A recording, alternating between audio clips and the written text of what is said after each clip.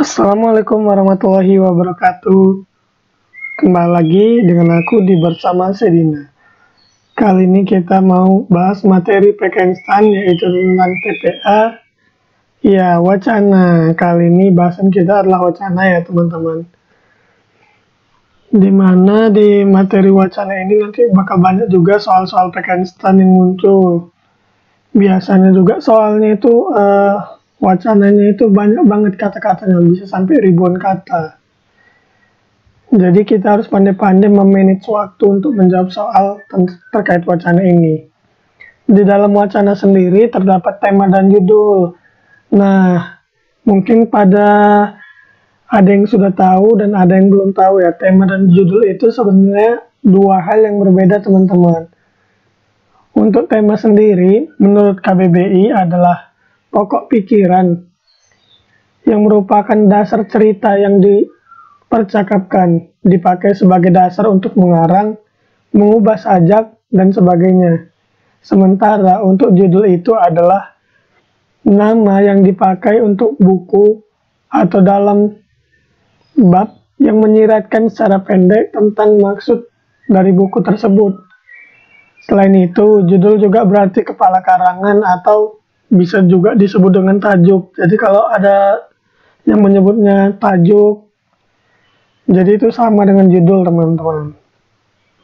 Untuk tema dan judul ini sendiri aku contohin kayak gini ya teman-teman. Misal kita membuat suatu tulisan terkait temanya kebersihan lingkungan.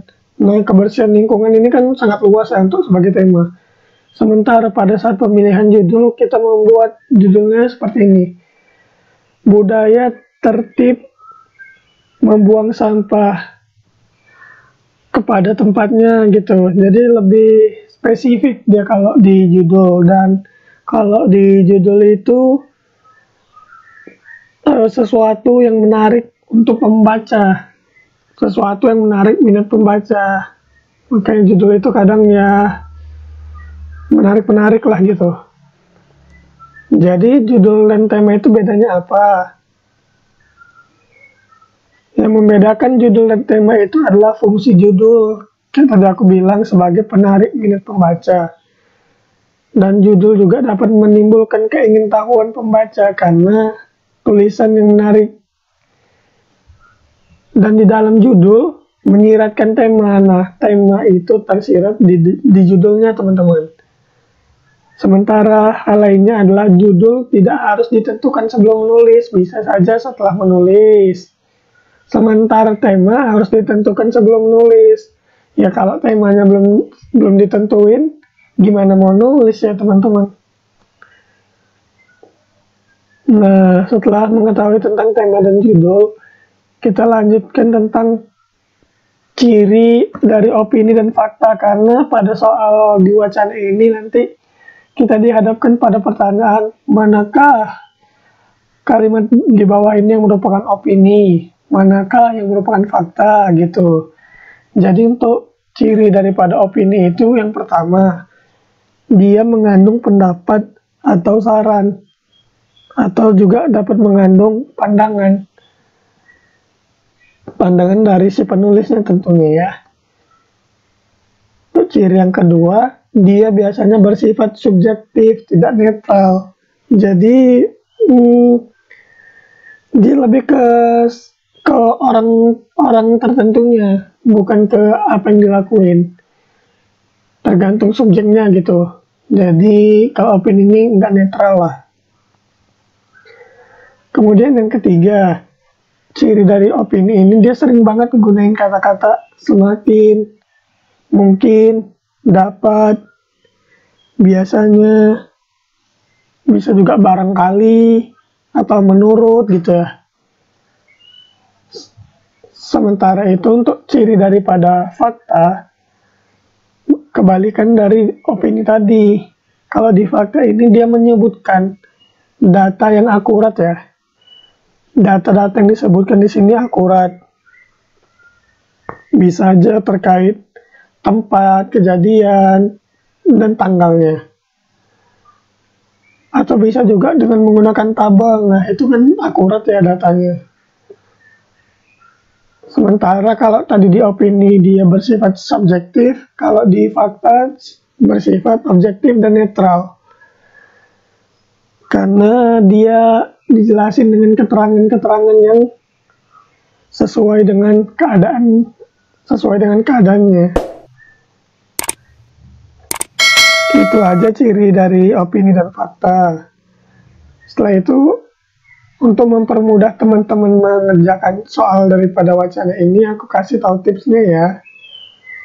Untuk tips-tipsnya ada 4 yang menurut aku. Yang pertama, kita harus mengetahui paragraf dari kalimat utama maupun kalimat penjelas. Itu paragraf itu sendiri kan ada banyak ya, tergantung dia berdasarkan tujuan, atau juga bisa juga nanti dia bisa paragraf induktif, deduktif.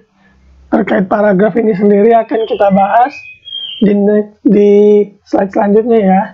Untuk yang kedua, kita harus membaca soal terlebih dahulu dan jangan membaca teks secara keseluruhan, karena ya bakal buang-buang waktu banget ya. Disinilah kita harus pandai-pandai memanage waktu. Untuk yang ketiga, kita harus melihat dari kata kunci yang ada pada soal. Setelah kita baca soalnya, kita lihat kata kunci yang ada. Jangan cuma asal ngebaca aja gitu ya. Dari kata kunci inilah yang bakal memudahkan kita nanti. Kemudian cara membacanya itu kita pakai cara membaca skimming dan scanning. Untuk skimming itu sendiri, cara membacanya adalah kita membaca judul bacaan terlebih dahulu.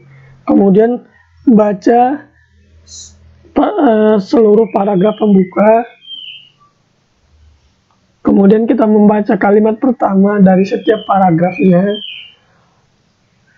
Dan yang terakhir, membaca kesimpulan secara menyeluruh.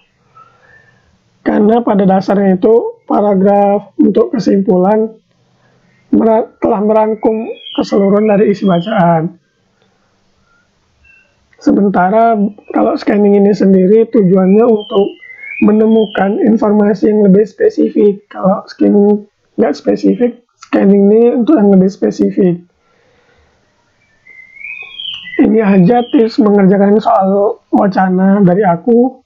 Kita lanjutin ke paragraf ya. Paragraf. Paragraf itu apa? Paragraf adalah rangkaian kalimat yang memiliki suatu gagasan utama yang dibantu oleh kalimat penjelas. Jadi gagasan utama itu nggak berdiri sendirian, ada kalimat penjelasnya juga. Nah, paragraf itu bisa terbagi dua. Pertama, berdasarkan gagasan utama ya. Kalau berdasarkan gagasan utama itu dia terbagi 3 lagi. Ada paragraf deduktif, induktif, dan campuran. Untuk paragraf deduktif ini sendiri,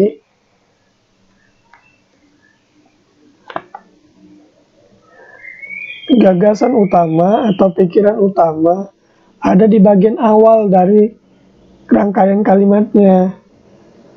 Sementara untuk paragraf induktif, gagasan utamanya terdapat pada akhir kalimat.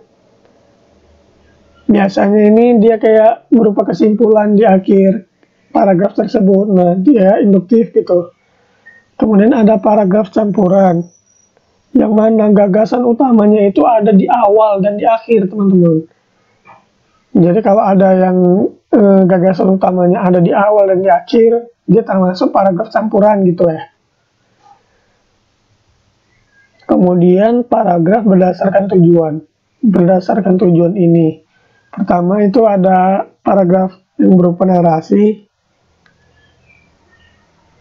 yang mana paragraf narasi ini menceritakan suatu hal secara kronologis, secara runtut ya.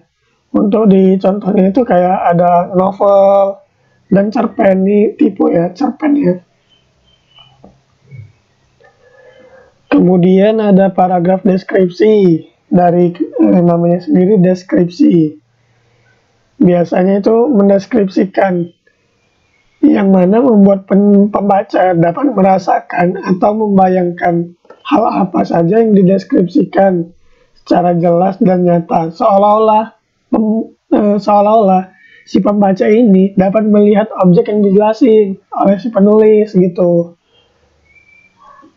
Kemudian ada lagi paragraf eksposisi.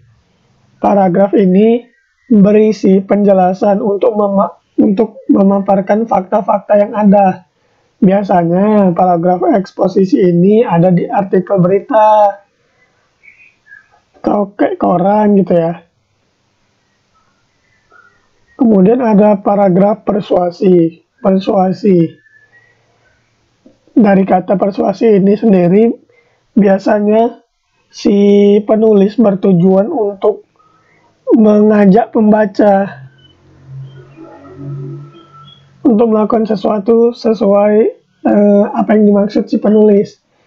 Biasanya menampilkan pendapat terhadap suatu berita atau isu-isu tertentu.